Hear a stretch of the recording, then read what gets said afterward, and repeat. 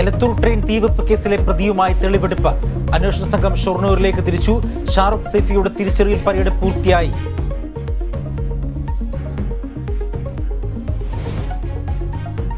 ക്രൈസ്തവ സഭയെ അടുപ്പിക്കാനുള്ള BJP നീക്കത്തിൽ കോൺഗ്രസിൽ ആശങ്ക. വിഷയം ഗൗരവത്തോടെ കാണണമെന്ന് AI ഗ്രൂപ്പുകൾ. വേഷം മാറി വന്നവരെ തിരിച്ചറിയാൻ ക്രൈസ്തവർക്ക് കഴിയുമെന്ന് ചെന്നിത്തല. രാഷ്ട്രീയകാര്യ സമിതി വിളിക്കണമെന്നാവശ്യപ്പെട്ട് നേതൃത്വത്തിന് KC ജോസഫിന്റെ കത്ത്. രാജസ്ഥാൻ കോൺഗ്രസിലെ തർക്കത്തിൽ പ്രതിസന്ധിയിലായി കോൺഗ്രസ് നേതൃത്വം. സച്ചിൻ പൈലറ്റിനെതിരെ കടുത്ത നടപടിക്ക് സാധ്യതയില്ല. ശാസനയിൽ ഒതുങ്ങിയേക്കും. സച്ചിനെതിരെ കടുത്ത നടപടി വേണമെന്ന നിലപാടിൽ ഉറച്ച് ഗെലോട്ട്.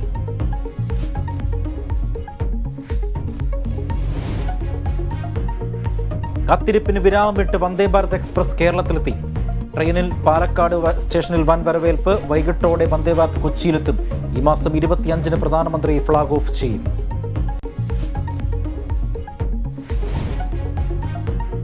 കേരളത്തിലെ പെൻഷൻ വിതരണത്തിനായി കേന്ദ്രം നൽകുന്നത് തുച്ഛമായ തുക മാത്രം. 2011 മുതലുള്ള കേന്ദ്ര വിഹിതം സംസ്ഥാനത്തിന് ലഭിച്ചിട്ടില്ലെന്ന് വിവരാവകാശ രേഖ. കേന്ദ്രം കുടിശ്ശികയായി വരുത്തിയത് 483.29 കോടി രൂപ.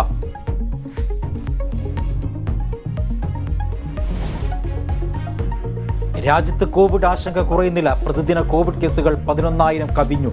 സജീവ രോഗികൾ 50,000-തോടടുക്കുന്നു. ജാഗ്രത കൈവിടാതെ സംസ്ഥാനങ്ങൾ.